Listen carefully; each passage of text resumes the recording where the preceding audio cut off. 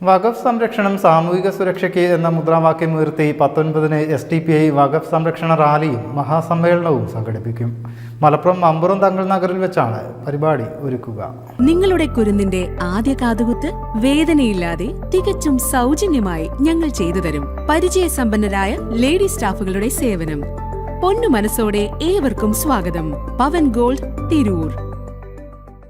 ബുധനാഴ്ച വൈകിട്ട് 4:30-ന് മലപ്പുറം MSP മൈതാനിയിൽ നിന്നും ആരംഭിക്കുന്ന ബഹുജന റാലി മച്ചിങ്ങൽ ബൈപ്പാസ് ജംഗ്ഷനിൽ സമാപിക്കും.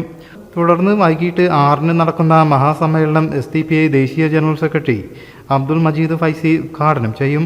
സംഘടനാ സംസ്ഥാന പ്രസിഡന്റ് CPA ലത്തീഫ് അധ്യക്ഷനാകും. ഖാലിദ് മൂസ നദവി, SDPI ദേശീയ പ്രവർത്തക സമിതി അംഗം മൂവാറ്റുപുഴ അഷ്റഫ് മൗലവി, സംസ്ഥാന ഉപാധ്യക്ഷൻ തുളസീധരൻ പള്ളിക്കൽ, ജനറൽ സെക്രട്ടറിമാരായ PR Siyad, PP Rafeeq, PK Usman, സംസ്ഥാന secretary Krishnan Eranikkal, women India movement സംസ്ഥാന അധ്യക്ഷ സുനിത നിസാർ തുടങ്ങിയവർ സംസാരിക്കും. അവതരിപ്പിക്കുമ്പോൾ അവർ പറയുന്നത് ഇതൊരു മതേതര വഖഫ് എന്ന് പറയുന്ന ഈ ബില്ല് ഞങ്ങൾ മതേതരമാക്കുക എന്നാണ് ഇവർ പറയുന്നത്. യഥാർത്ഥത്തിൽ എല്ലാ സംഗതി അങ്ങനെയാണ്. പക്ഷെ യഥാർത്ഥത്തിൽ ഇത് മതേതരാക്കുകയല്ല ചെയ്യുന്നത്. മതേതരമാക്കാൻ വേണ്ടിയിട്ട് ഇവർ ചെയ്യുന്നത് ഇപ്പൊ നിലവിലും നമ്മുടെ വഖഫ് സംസ്ഥാന വഖഫ് ബോർഡിലേക്കാണെങ്കിലും കേന്ദ്ര വഖഫ് ബോർഡിലേക്കാണെങ്കിലും നിലവിലുള്ളത് അതിലുള്ള വഖഫ് ബോർഡ് അംഗങ്ങൾ സ്വാഭാവികമായിട്ടും അത് മുസ്ലിങ്ങളുമായി ബന്ധപ്പെട്ട അവരുടെ മതപരമായ വിശ്വാസത്തിന്റെ ഭാഗമായിട്ടുള്ള ഒരു സ്വത്താണ്. അപ്പൊ സ്വാഭാവികമായിട്ട് അത് മുസ്ലിങ്ങളാണെങ്കിൽ ഏതാണ്ട് ഗുരുവായൂർ ദേവസ്വം ബോർഡ്, അത് ശബരിമല ദേവസ്വം ബോർഡ് ഹിന്ദുക്കൾ കൈകാര്യം ചെയ്യുന്നത് പോലെ തന്നെയാണ് സ്വാഭാവികമായിട്ട് വഖഫ് ബോർഡ് കൈകാര്യം ചെയ്യേണ്ടത്. പക്ഷെ ഇതിൽ കേന്ദ്ര ഗവൺമെന്റ് വളരെ നിർഭാഗ്യകരമായി പറയുന്നത് ഇനി മുതൽ ഇതിലേക്ക് ഇതുവരെ ഉണ്ടായിരുന്നത് മുസ്ലിം MLA-മാർക്കിടയിൽ നിന്നും മുസ്ലിം MP-മാർക്കിടയിൽ നിന്നും അവര് തെരഞ്ഞെടുക്കപ്പെടുന്ന ആളുകളാണ് ഇതിലേക്ക് മെമ്പർമാരായിട്ട് വന്നിരുന്നത്. ഇത് പ്രകാരം എല്ലാ നോമിനേഷനും നിർത്തുന്നു.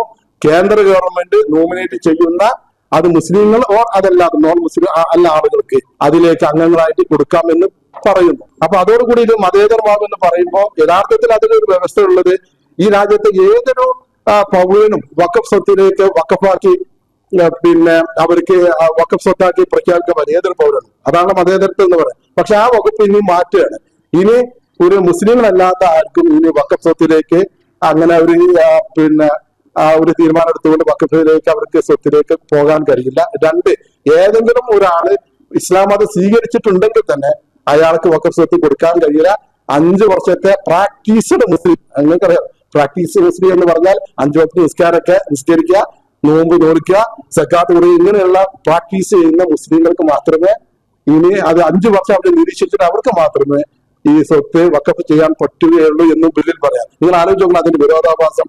ആരാണ് ഇവരുടെ ഒരു പ്രാക്ടീസ് മുസ്ലിം എന്ന് ആരാണ് ഇതൊക്കെ പിന്നെ രേഖപ്പെടുത്തുക? ആരാണ് ഇങ്ങനെ ഒരു സർട്ടിഫിക്കറ്റ് കൊടുക്കുക? ഇതൊക്കെ വേറെ ചോദ്യങ്ങൾ ബാക്കിയാണ്. അപ്പൊ പറയുന്നതുമായി യാതൊരു ബന്ധം യഥാർത്ഥത്തിൽ. ഭാരവാഹികളായ കൃഷ്ണൻ എരനിക്കൽ, ഇക്രാമുൽ ഹക്ക്, അൻവർ പഴനി, അഡ്വക്കേറ്റ് സാദിഖ് നടുത്തൊടി എന്നിവർ വാർത്താ സമ്മേളനത്തിൽ സംബന്ധിച്ചു.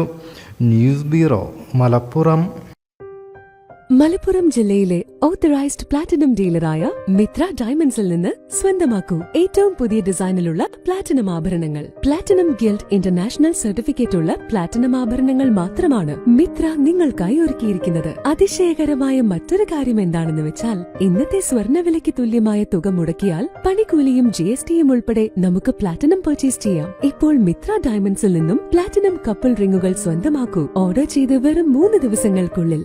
മിത്ര ഡയമണ്ട്സ്, മാറുന്ന കാലത്തിന്റെ ആഭരണ സങ്കല്പങ്ങൾക്കൊപ്പം. മിത്ര ഡയമണ്ട്സ്, താഴെപ്പാലം, തിരൂർ.